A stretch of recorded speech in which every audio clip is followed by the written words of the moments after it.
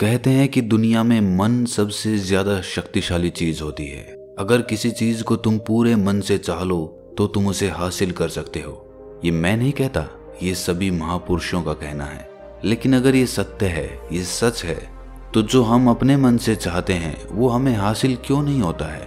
भाई, कोई भी इंसान अपने मन में दुख तो नहीं चाहेगा, लेकिन वो रहता तो दुखी है। हर इंसान अपने मन से तो कामयाब होना चाहता है, खूब पैसा कमाना चाहता है, लेकिन फिर भी वो कामयाब नहीं होता। भला ऐसा दुनिया में कौन इंसान होगा जो अपने मन में ये चाहेगा कि मैं नाकामयाब रहूं या मैं पैसा ना कमाऊं? सोचने की बात है। तो इसमें दो चीजें निकल के सामने आती हैं। या तो वो महापुरुष गलत थे जिन्होंने ये बात बोली कि मन से चाही हुई चीज हासिल हो जाती है, या फिर हम गलत हैं। आज की कहानी जो मैं आपको सुनाने वाला हूँ उसमें आपको एक ऐसा मंत्र मिलेगा। उसे समझने के बाद आपको एक ऐसा मंत्र पता चलेगा जिससे आप ये समझ पाएंगे कि अपने मन से कोई भी चीज कैसे करवाई जाती है, मन में किसी भी बात का बीज कैसे बोया जाता है। ये इस कहानी से आपको अच्छी तरह से समझ में आ जाएगा, और इससे आप ये भी समझ पाएंगे कि आकर्षण का नियम, लॉ ऑफ अट्रैक्शन कैसे काम करता है। कहानी छोटी सी है लेकिन बहुत ही गहरी है। इससे पहले कि आप इस कहानी में खो जाएं, इस चैनल को सब्सक्राइब जरूर कर लें। तो चलिए ये कहानी शुरू करते हैं। एक बार की बात है, एक आदमी के जीवन में सिर्फ दुख ही दुख थे। वो जो भी काम करता उस बेचारे का वो काम पूरा ही नहीं होता। घर में आता तो घर में कलेश बना रहता, किसी से कोई मदद मांगता तो कोई उसकी मदद नहीं करता। ऐसा लगता था कि चारों ओर से दुखों का पहाड़ उसी पर टूट पड़ा है। उसे समझ नहीं आ रहा था कि मैं इन दुखों से पार कैसे पाऊं। वो दिन रात यही सोचता रहता कि अपने दुखों से छुटकारा कैसे पाना है। इसी कारण से वो रात में सो भी नहीं पाता था। उसकी आंखों के नीचे बड़े बड़े काले घेरे बन गए थे, जो इस बात का प्रतीक थे कि वो आदमी कितना दुखी है और कितना चिंतित है। कभी कभी तो उसके मन में आत्महत्या करने के भी ख्याल आते थे, लेकिन अपने परिवार की चिंता करके वो ये कदम नहीं उठा पाता था। वो इतना दुखी हो गया कि उसने निर्णय किया कि वो इन दुखों से छुटकारा पाके रहेगा। इसके लिए चाहे उसे कितनी भी मेहनत करनी पड़े, कुछ भी करना पड़े, चाहे अंगारों पे चलना पड़े, लेकिन इन दुखों से छुटकारा हासिल करके रहेगा। ऐसे ही एक दिन उसने अपने मित्र से पूछा कि मैं अपने जीवन को कैसे सुधारूं। उसके मित्र ने उसे बताया कि तुम किसी बाबा के पास जाओ।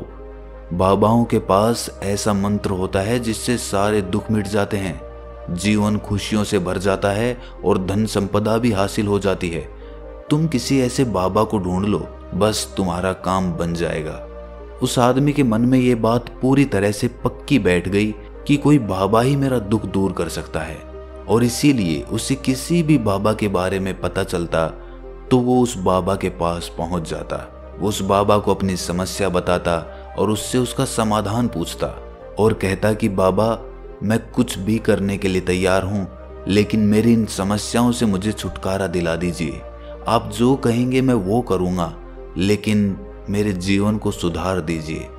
बाबा उसे कुछ टोने टोट के बता देते थे करने के लिए, और बदले में दान दक्षिणा ले लेते थे कि ये टोना टोटका करने के बाद तुम्हारे घर में सुख शांति बनी रहेगी, बस इस टोटके को पूरी विधि के साथ करना। वो आदमी घर लौटकर पूरी विधि के साथ टोने टोटके करने लगा, लेकिन बहुत टोने टोटके करने के बाद भी उसके जीवन में कुछ बदलाव नहीं आया। इसके विपरीत उसका जीवन और ज्यादा दुखी हो गया।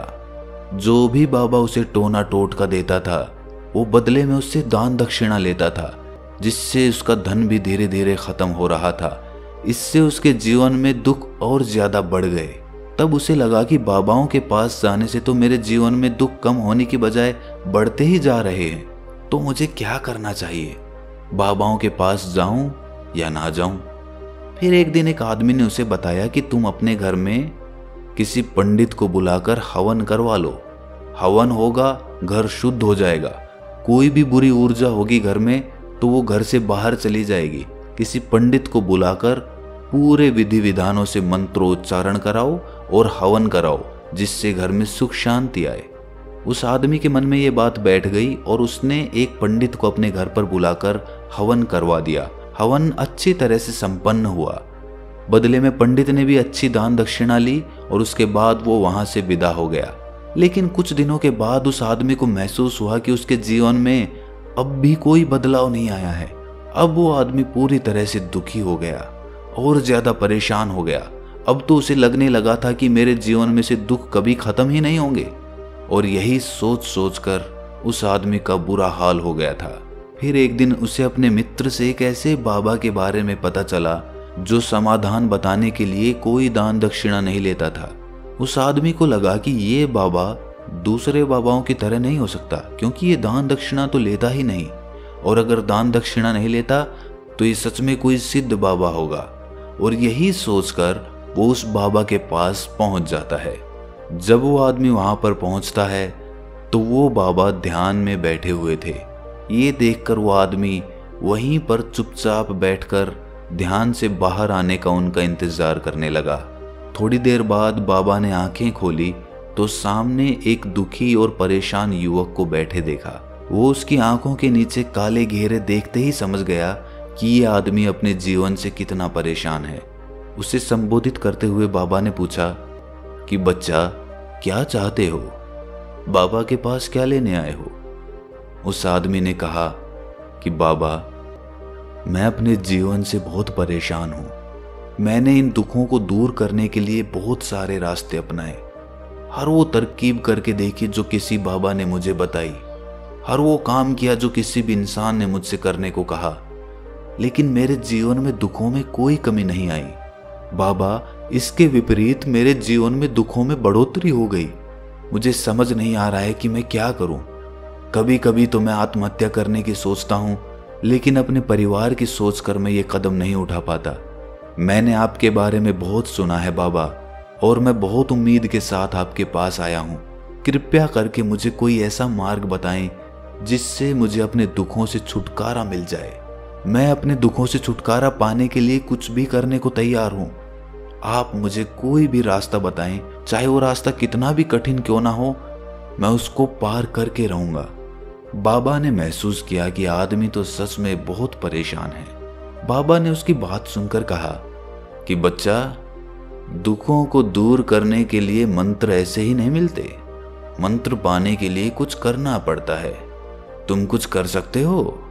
ये सुनकर पहले तो उस आदमी ने सोचा कि ये बाबा भी मुझसे दान दक्षिणा ही मांगेंगे, लेकिन और कोई रास्ता ना पाकर उस आदमी ने कहा कि बाबा, आपको जितनी भी दान दक्षिणा चाहिए मैं देने के लिए तैयार हूं, लेकिन आपका मंत्र सच्चा होना चाहिए, वो पूरा होना चाहिए, उसका फल मुझे मिलना चाहिए। उसके बाद मैं आपको जो भी दान दक्षिणा लेना चाहते हो वो दे दूंगा। बाबा ने कहा कि दान दक्षिणा तो बहुत छोटी सी चीज है, मुझे वो नहीं चाहिए।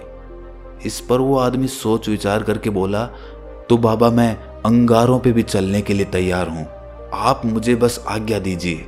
बाबा ने कहा कि अंगारों पे चलने वाली छोटी चीज मैं तुमसे नहीं कराने वाला। मैं जो तुमसे कराने वाला हूं वो बहुत कठिन मंत्र है, उसे पूरा कर पाओगे? बाबा ने कहा कि बाबा, आप मुझे बताइए तो सही, मुझे करना क्या होगा, मैं कुछ भी करने को तैयार हूं। इस पर बाबा ने उसे कहा कि यहां से जब तुम अपने घर जाओ तो रास्ते में अपने मन में ये दोहराते जाना कि मैं सुखी हूं, मैं सुखी हूं, मैं सुखी हूं। बार बार अपने मन में यही दोहराना, और याद रहे जुबान पर ये नहीं आना चाहिए, ये सिर्फ मन में दोहराना है।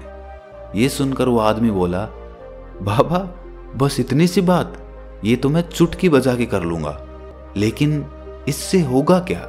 बाबा बोले कि इस मंत्र को करके देखो, वैसे भी तुमने इतने बाबाओं के मंत्र किए हैं तो इस मंत्र को भी करके देख लो। उस आदमी ने सोचा कि बाबा कुछ दान दक्षिणा तो ले नहीं रहे और छोटा सा मंत्र है, इसे तो मैं कर ही लूंगा। वो बोला, ठीक है बाबा, मैं ये मंत्र जरूर करूंगा।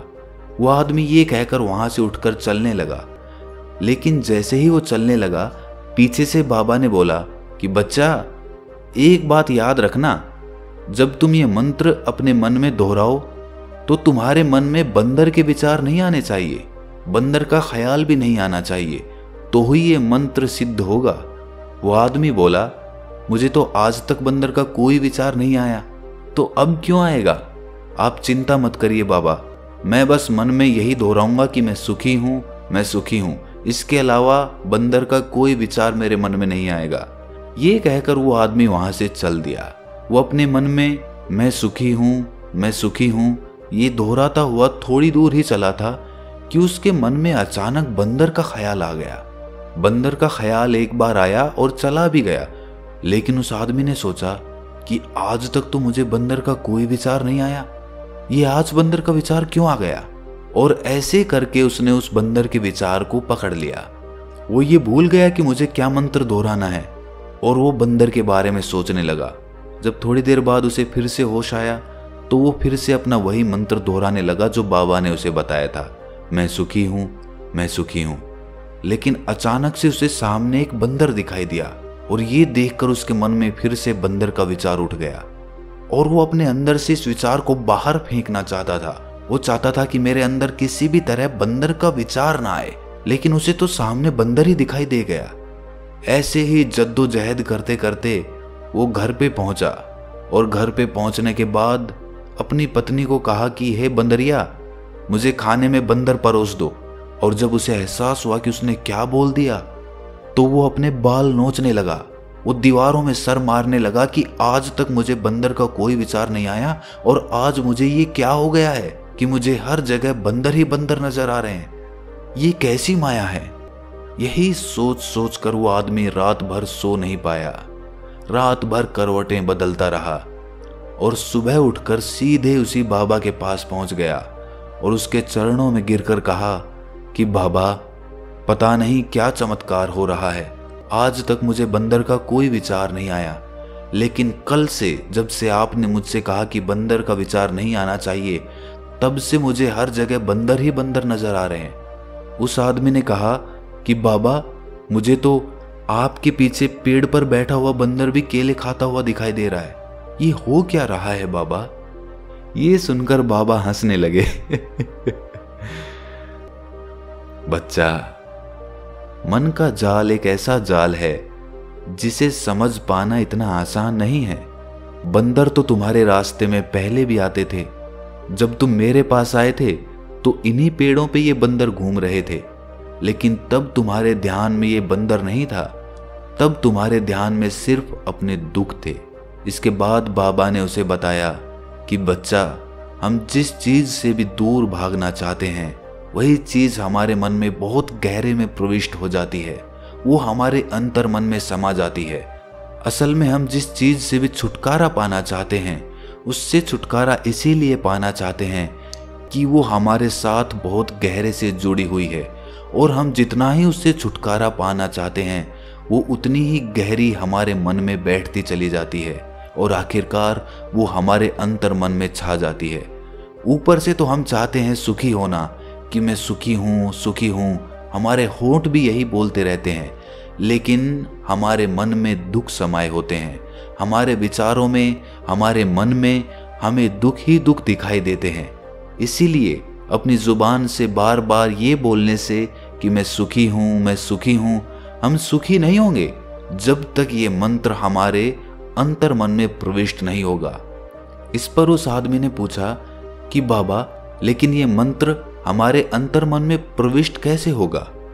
ये सुनकर बाबा ने कहा कि बच्चा, अपने दुखों से लड़ना बंद कर दो।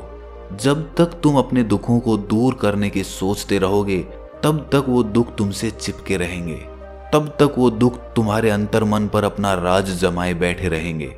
और जिस दिन तुम उन दुखों के बारे में सोचना ही छोड़ दोगे, उन दुखों से छुटकारा ही नहीं पाना चाहोगे, उसी दिन से तुम्हारी जिंदगी से दुख गायब हो जाएंगे। क्योंकि किसी भी चीज से छुटकारा पाने के लिए हमें उस चीज के बारे में सोचना पड़ता है, और हम जितना ही उस चीज के बारे में सोचते हैं वो उतनी ही गहरी हमारे मन में प्रविष्ट होती चली जाती है। हम अधिकतर समय दुखों के बारे में ही सोचते हैं। हम यही सोचते हैं कि हमारे जीवन में दुख है और हमें इससे छुटकारा पाना है। इसी वजह से बार बार सोचने से वो दुख हमारे अंतर मन में प्रविष्ट हो जाते हैं और हमें एहसास भी नहीं होता। इसीलिए अगर तुम दुखों से छुटकारा पाना चाहते हो तो दुखों से छुटकारा पाने के बारे में सोचना छोड़ दो। तुम्हें दुखों से छुटकारा मिल जाएगा। अक्सर आदमी धूम्रपान छोड़ना चाहता है, शराब छोड़ना चाहता है, सुबह अपने आप से ये वादा करता है कि मैं कोई भी गलत काम नहीं करूंगा, लेकिन शाम को जब लौटता है तो नशे में चूर होकर लौटता है। ऐसा क्यों होता है कि जो हम सोच रहे हैं वो पूरा कर ही नहीं पा रहे हैं? असल में हम उस चीज को बहुत ज्यादा तवज्जो दे रहे हैं, उस चीज को बहुत ज्यादा अहमियत दे रहे हैं। जब भी हम उस चीज को छोड़ने के बारे में सोचते हैं तो हम उसकी इम्पोर्टेंस यानी कि विशेषता और ज्यादा बढ़ा देते हैं। हमारा मन उस चीज के बारे में जितना ज्यादा सोचेगा, शराब या धूम्रपान छोड़ने के बारे में जितना ज्यादा सोचेगा, हमारा मन उतना ही उस चीज के पीछे ज्यादा भागेगा। हमें उस चीज से लड़ना नहीं है, बल्कि बिना सोचे गुजर जाना है। और अगर इस मंत्र को हम समझ लेते हैं तो हम अपने जीवन में जो भी पाना चाहते हैं उसे अपने अंतर्मन में डाल सकते हैं। और एक बार वो लक्ष्य हमारे अंतर्मन में बैठ जाता है तो फिर सफलता पाने में कोई समस्या नहीं आती, कोई दिक्कत नहीं आती। तो दोस्तों, कैसी लगी आपको ये कहानी कमेंट सेक्शन में ज़रूर बताएं, और अच्छी लगी तो इस चैनल को सब्सक्राइब करना ना भूलें। तो मिलते हैं अगली कहानी में, तब तक के लिए अपना ख्याल रखें।